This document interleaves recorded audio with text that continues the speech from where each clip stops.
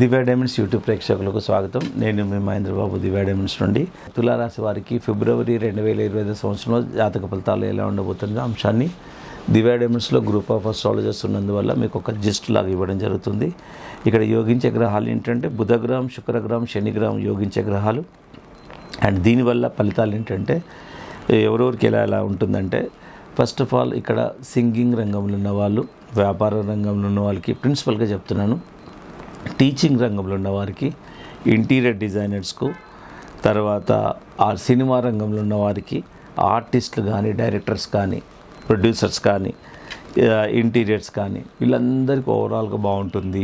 Finance పరంగా బాగుంటుంది and వృత్తిపరంగా కూడా గుర్తింపు పొందుతారు.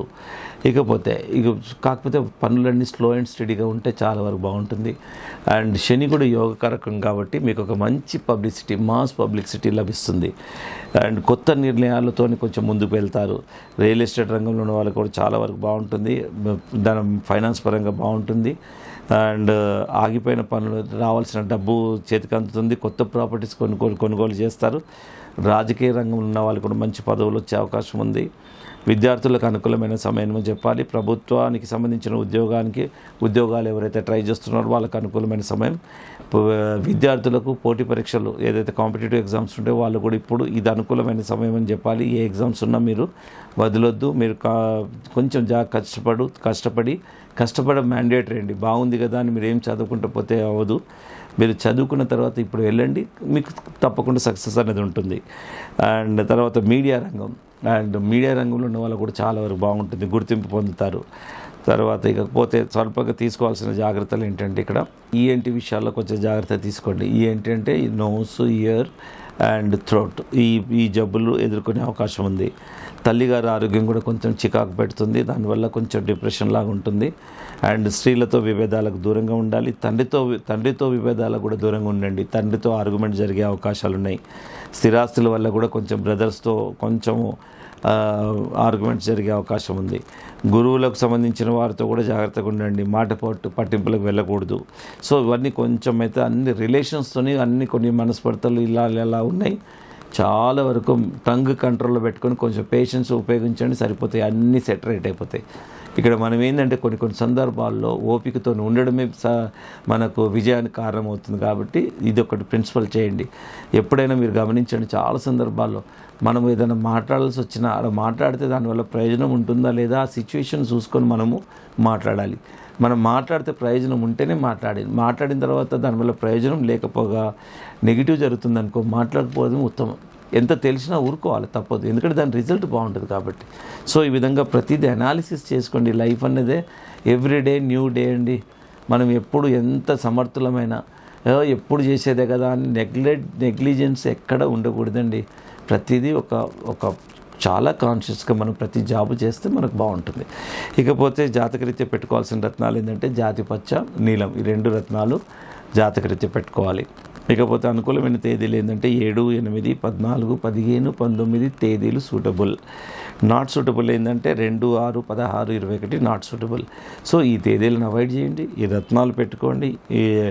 సో ఇదే కాకుండా ఇంకే వివరాలు కావాలన్నా, ఏ సమస్య ఉన్నా ఇప్పుడు నేను చెప్పినే కాకుండా ప్రతి ఒక్కరికి బేసికల్గా ఫండమెంటల్గా 8-9 ప్రాబ్లమ్సే ఉంటాయండి.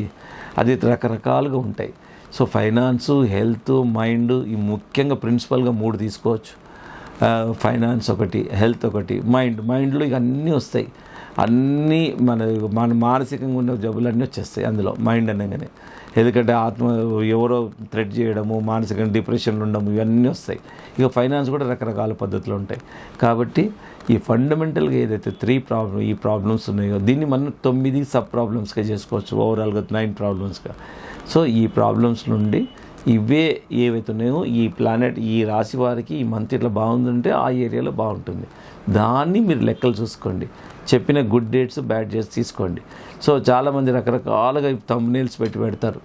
ఇది పట్టిందల్ల బంగారం. ఎట్లా పట్టిందల్ల బంగారం అవుతుంది? కష్టపడాలండి. ఫస్ట్ కష్టపడాలి.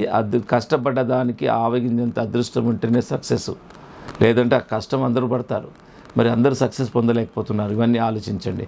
నేను కూడా నాకేంటి 20-30 సంవత్సరాలుగా బిజినెస్ చేస్తున్నాను, లక్షల మంది కస్టమర్స్ అని నేను ఎప్పుడు ఉండను. నా రోజు working hours 14 to 16 to 18 hours దాకా నా వర్కింగ్ అవర్స్ ఉంటాయి. సో అట్లా నేను నిరంతరం నేర్చుకునేది ఉంటుందండి మనిషి జీవితంలో. నిజంగా మనకున్న టైము 100 సంవత్సరాలు కూడా లేదు. ఈ 100 సంవత్సరాలు మనిషి తెలియని ఏజ్ 30 సంవత్సరాలు పోతుంది. ఆ తర్వాత ఏజ్ కారణాల చేత మనం కాన్సన్ట్రేట్ చేయలేకపోతాం. ఉన్న 20-30 సంవత్సరాలే చాలా వరకు నేర్చుకుంటూ ఉండాలి, అహంకారం లేకుండా ఉండాలి, చాలా జాగ్రత్త. వీలైనంత వరకు మనం లైఫ్ ప్రిన్సిపల్ ఏంటంటే whatever you are giving to the world it will come to you. కర్మ సిద్ధాంతం అండి. కర్మ సిద్ధాంతం ఎంత స్ట్రాంగ్ అంటే ఇది ఒక్కటి నేర్చుకోండి. నువ్వు ఏది మంచి చేస్తే అది నీకు వస్తుంది, చెడు చేస్తే నీకే వస్తుందని ఫస్ట్ ఇది ఒక్కటి అర్థం చేసుకోండి. ఇది చాలా సింపుల్గా ఇది అక్కడ అర్థం చేసుకుంటే మీ లైఫ్ బాగుంటుందండి. అన్ని గ్రంథాల సారాంశమే ఇది. నిజంగా ఉపనిషత్తులు, వేదాలు అన్ని సారాంశం ఏంటంటే నువ్వు పరులకు అపకారము చేయకు, ఉన్నంతలో ఉపకారం చేసే ప్రయత్నం చేయి, కొంచెం ఏదైతే ధర్మంగా ఉండే ప్రయత్నం చేయి, చాలు. ఇంతకంటే గ్రంథాలు జరగకపోయినా మీకు వచ్చే మార్కులు పడిపోతాయి. ఈ లైఫ్లో మీరు అనవసరంగా ఎవరిని మోసము, దగ, అపకారం చేయకుంటే సరిపోతుంది. ఇంత ప్రిన్సిపల్గా అర్థం చేసుకోండి. మేము కూడా అలాగే చేస్తూ మా దగ్గరికి వచ్చిన ప్రతి ఒక్కరికి ఒక రియాలిటీ చెప్తూ we are giving the lot of awareness అండి. ఈ విధంగా జాతకరీత్యా ఎంతోమందికి తెలిసినంత వరకు చెప్తాం. కర్మ సిద్ధాంతం అండి, మనకు నేచర్ లా ఎట్లా ఉందంటే ఏది చేస్తే అది నీకు వస్తుంది. కాబట్టి వీలైనంత వరకు మంచి చేయండి, అది నీకు వచ్చేస్తుంది, ఆటోమేటిక్గా నీకే వస్తుంది, అది ఇంకా మల్టిప్లై వస్తుంది. కాబట్టి feel free to come to the advance. ఇలాంటివి ఎన్నో మా దగ్గర ఎలాంటి ఎక్స్‌ప్లాయిటేషన్ ఉండదు సరికదా. ఉన్నంత వరకు ఒక మనిషిని ఒక రైట్ పాత్లో మాకు తెలిసిన బెస్ట్ మెథడ్లో we're telling to the customers అండి. And equally people are coming to us. And అది ఎంతో బాధ్యతగా మేము భావిస్తూ ఇంకా దాన్ని ఇంకేం మంచి చేయగలుగుతాం ఈ రూపకంగా నేను ఉన్నంత వరకు చెప్పడం జరుగుతుంది. సో మాదాపూర్ హెడ్ ఆఫీస్ అండి, and Begumpet, Kukatpally branch offices. Madhapur first వచ్చే ప్రయత్నం చేయండి.